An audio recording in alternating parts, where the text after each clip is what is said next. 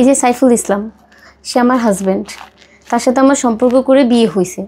তো সে বিয়ের পর থেকে আমার সাথে শারীরিকভাবে মানসিকভাবে নির্যাতন শুরু করছে। সে একটা মেয়ের সাথে কথা বলতে, সেই রিপোর্টও আসছে, মানে সে মেয়ে বলছে যে ওর সাথে নাকি হোটেলেও ছিল।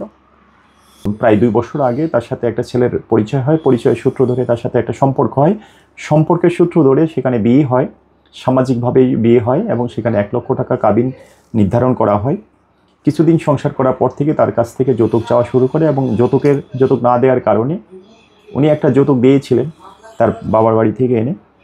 তো ওনার পারিবারিক অবস্থা যেহেতু খারাপ, এখন বারবার তো এনে দেওয়া সম্ভব না। তো এই যৌতুকের জন্যই তাকে বিভিন্নভাবে অত্যাচার নির্যাতনের শিকার হতে হচ্ছে। আমার তো কোনো সমস্যা ছিল না, তা আমার সমস্যা একটাই ছিল, সে মেয়েদের সাথে কথা বলবে, আমি কিছু বলতে পারবো না। এটাই আমার সমস্যা। সে মেয়েদের সাথে কথা বলবে, আমি তাকে কিছু বলতে পারবো না। এইটাই হলো সমস্যা, যে সে মেয়েদের সাথে কথা বলবে, তাকে আমি চিল্লাচিল্লি করতে পারবো না বা তাকে কিছু বলতেও পারবো না। না, আমি কারোর সাথে কথা বলতাম না। পারিবারিকভাবে বসতে চাইছে, সে বুঝবে না।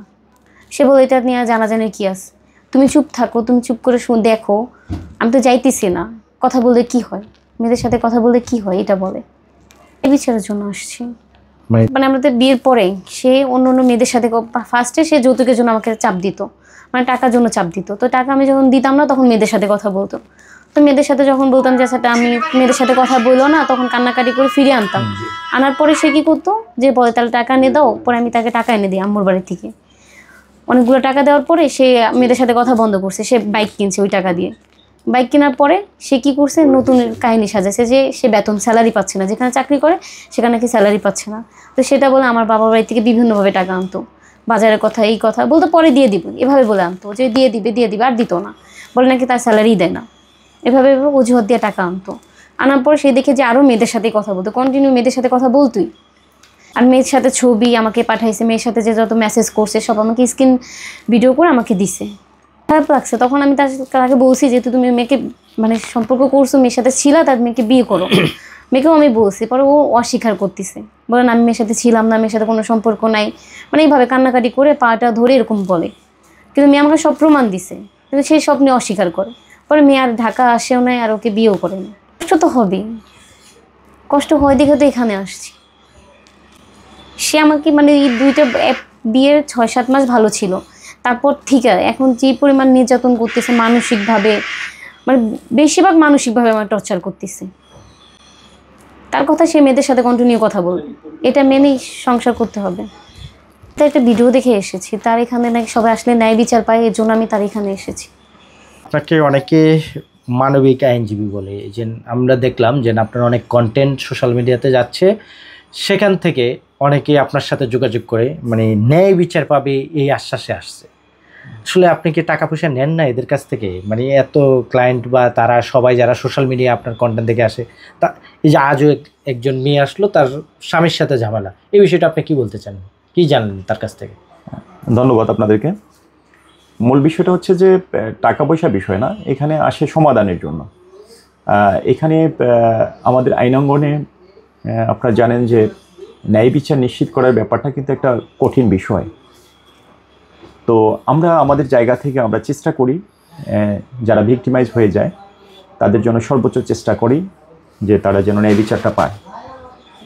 সেই বিষয়টাকে কেন্দ্র করেই এই যে বোনটি, সেই বোনটি এর যে বক্তব্য আপনারা শুনলেন এবং আমার কাছে যেটা বললেন সেটা হচ্ছে যে এবং উনি পারিবারিকভাবে অনেকভাবে এই ব্যাপারটা মিট করার চেষ্টা করেছিলেন।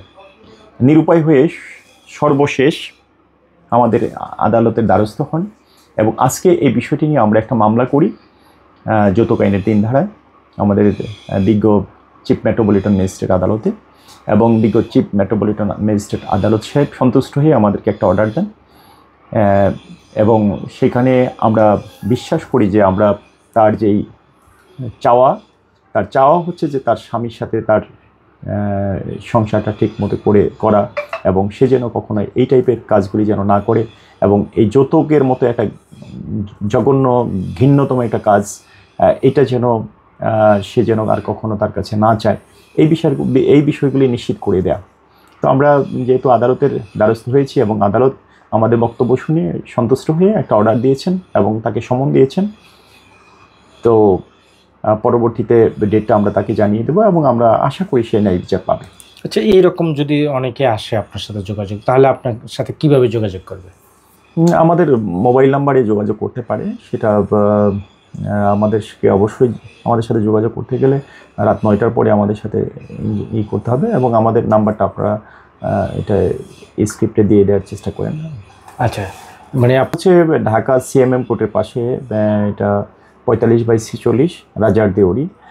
এটা হচ্ছে খাজা বেস টাওয়ারের ফার্স্ট ফ্লোর, রুম নাম্বার 8।